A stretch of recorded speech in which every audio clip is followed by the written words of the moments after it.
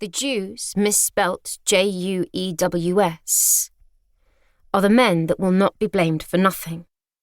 Since termed the Galston Street graffito, it was washed off before the photographer arrived in a hasty decision by Metropolitan Police Commissioner Sir Charles Warren and H Division Superintendent Arnold.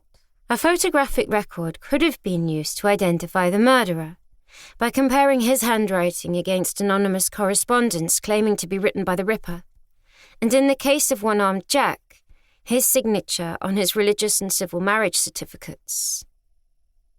Of the 6 murders considered in this analysis to be perpetrated by the Ripper, 4 involved eyewitness reports of a man interacting with his victims minutes before their deaths. A male was seen and heard soliciting Annie Chapman outside 29 Hanbury Street before she was killed in its backyard.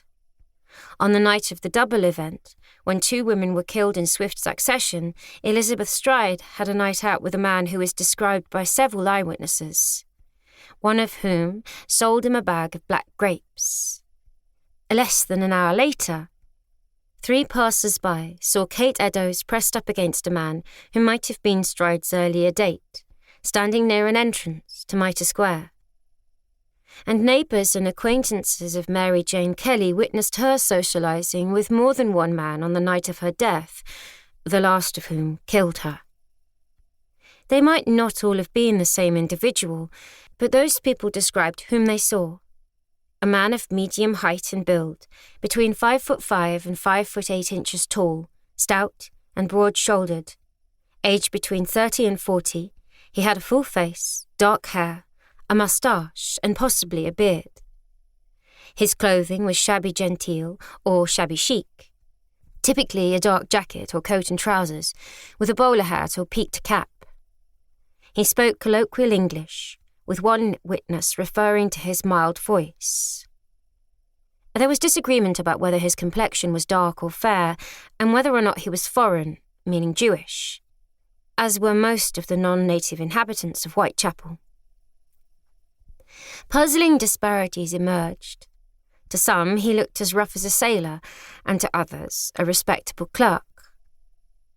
Several witnesses perceived the identifying characteristics of a stiff arm or stiff knees, not bending as he walked or ran. Despite fears of reprisals, all but a minority of witnesses willingly attended identity parades and testified at inquests about whom they saw. The victims, keen to solicit a client to pay for their bed and board, were remarkably relaxed as they engaged with their killer. Annie Chapman was leaning with one arm against the house shutters as her killer stood opposite her, both talking loudly. Even after her murder, when it was widely known that a serial killer was active in their immediate area, his next victims continued to give him their trust. The man seen with Elizabeth Stride was hugging and kissing her at a pub, treating her to grapes in the street, yet later punched her to the ground. Kate Eddowes was standing so close to her interlocutor that she had her hand on his chest. They were not arguing, but talking quietly. Mary Jane Kelly had 2 paying customers on the night of her death. The second chatted sociably to her as they walked to her room, supplying her with the handkerchief that she lacked. If this was the same man, the Ripper, those women did not fear him, and willingly took him somewhere more private to be alone. On what might be called the long list of potential Rippers is Chaim Hyams, a Polish Jew who, in April 1889, was brought to Colney Hatch Lunatic Asylum, in restraint, a straitjacket, and admitted as a very violent and threatening dangerous lunatic suffering from epileptic mania. His mental and physical decline coincided with the Ripper's killing period. It escalated between his breaking his left arm in an accident or attack in February 1888 and his permanent committal in September 1889. And that escalation path matched the increasing violence of the murders.